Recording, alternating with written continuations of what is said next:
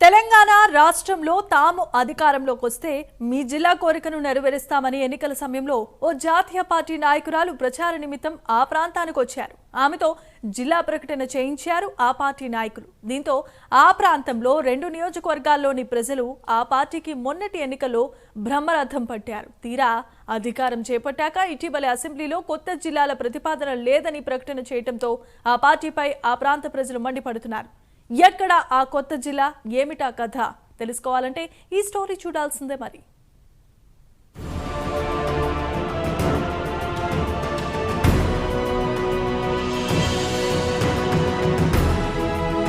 ఖమ్మం జిల్లాలో సత్తుపల్లిని జిల్లాగా చేస్తామని గత ఎన్నికల సందర్భంగా కల్లూరు రోడ్ షోలో ఏఐసీసీ ప్రధాన కార్యదర్శి ప్రియాంక గాంధీ హామీ ఇచ్చారు. ఆ సమయంలో ప్రియాంక గాంధీతో మీ ప్రాంతవాసుల కోరిక తీరాలంటే కాంగ్రెస్కు పట్టం కట్టండి, మీ జిల్లా కోరిక నెరవేరుస్తామని ఆ సమయంలో ఆమెతో వాగ్దానం చేయించారు. తీరా అధికారంలోకి వచ్చాక ఆ పార్టీ నేతలిచ్చిన హామీ నెరవేరుతుందని ఆశగా ఎదురు చూస్తున్నారు.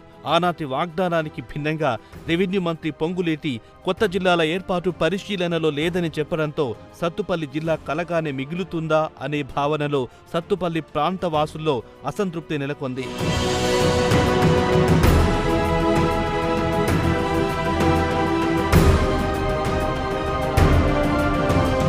గత ఎన్నికల ప్రచారంలో జాతీయ కాంగ్రెస్ నాయకురాలు ప్రియాంక గాంధీ, సత్తుపల్లి నియోజకవర్గ అభ్యర్థి మట్టా రాగమై, పొంగులేటి శ్రీనివాసరెడ్డి, తుమ్మల నాగేశ్వరరావుతో కలిసి కల్లూరులో రోడ్ షోలో పాల్గొన్నారు.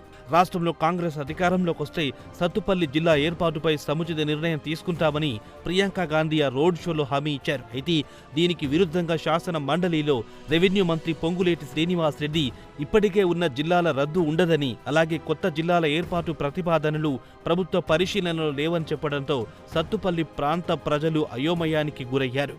గౌరవ సభ్యులందరికీ ఏం చెప్పదలుచుకున్నది, ప్రభుత్వ పక్షాన ఏ జిల్లాని ఈ ప్రభుత్వం తీసేయాలని కానీ కొత్తగా ఏదో ఒక జిల్లా ఇవ్వాలని కానీ ఈ ప్రభుత్వానికి లేదు.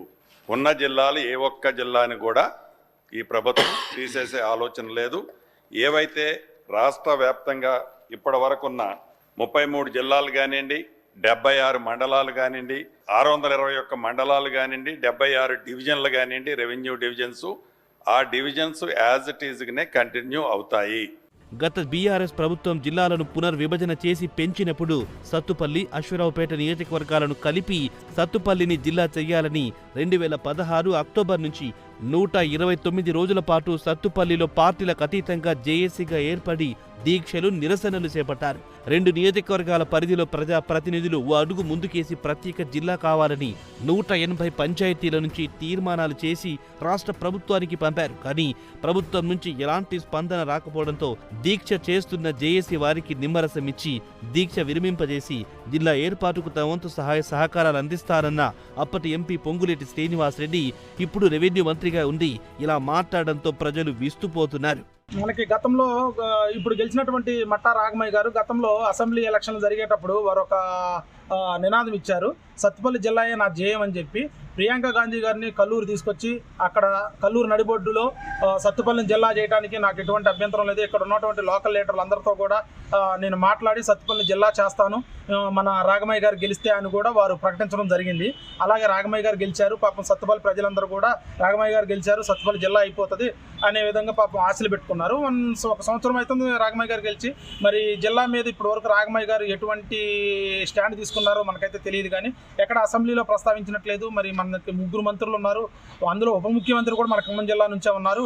వీరు మాట్లాడి మాకు సత్తుపల్లి జిల్లా కావాలి అని చెప్తే ఖచ్చితంగా మన 3 మంత్రులు కూడా ఆమోదించే ఆలోచనలో ఉన్నట్టు ప్రజలు అనుకుంటున్నారు. ఏదైతే కాంగ్రెస్ పార్టీ ఇచ్చినటువంటి మాటకి కట్టుబడి ఉంటుంది అనేటువంటి అంశం ప్రజల్లో ఒక రకమైన నమ్మకం, విశ్వాసం ఉందో ఆ నమ్మకాన్ని వమ్ము చేయకుండా నిన్న అసెంబ్లీలో రెవెన్యూ శాఖ మంత్రి గారు శ్రీనివాసరెడ్డి గారు మాట్లాడినటువంటి తీరు జిల్లా మీద ఉన్నటువంటి ఆశని అడియాసలు చేసేటువంటి పద్ధతుల్లో కనబడింది. ఈ ప్రాంత ప్రజలందరూ కూడా నిన్న జరిగినటువంటి చర్చల సందర్భంగా చాలామంది డిసప్పాయింట్ అయ్యారు. ఇక జిల్లా రాదేమన్నటువంటి ఆందోళనలో ఉన్నటువంటి స్థితి ఉంది. కానీ మేము ఒకటే చెప్పదలుచుకున్నాం, భారత కమ్యూనిస్టు పార్టీగా ప్రతిపక్షంలో ఉన్నప్పుడు ఒక మాట, పాలక పక్షానికి వచ్చిన తర్వాత ఇంకో మాట అనేది మంచిది కాదనే విషయాన్ని కాంగ్రెస్ పార్టీ పెద్దలు గమనించాలని చెప్పి ఈ సందర్భంగా మేము విజ్ఞప్తి చేస్తున్నాం. ఇవాళ మీరు ఇచ్చినటువంటి హామీని తుంగలో తొక్కి జిల్లాని ఇవ్వకపోతే రేపొద్దున ప్రజలు మిమ్మల్ని ఏ విధంగా చూస్తారనేటువంటి ఆలోచన కూడా చేయమని చెప్పి కూడా మేము విజ్ఞప్తి చేస్తూ ఉన్నాం. పైగా ప్రత్యేక జిల్లా కావాలని దీక్షలు చేసిన బీఆర్ఎస్, కాంగ్రెస్, బీజేపీ ఇతర పార్టీల నేతలపై కేసులు కూడా నమోదయ్యాయి. ఆ కేసులు కోర్టులో కొట్టివేయడం జరిగింది. సత్తుపల్లిని ప్రత్యేక జిల్లా చేస్తామని హామీ ఇచ్చి మోసం చేశారని స్థానికులు ఆందోళన వ్యక్తం చేస్తున్నారు. ఇప్పటికైనా కాంగ్రెస్ ప్రభుత్వం మాట మీద నిలబడి ఇచ్చిన హామీని నెరవేర్చాలని కోరుతున్నారు.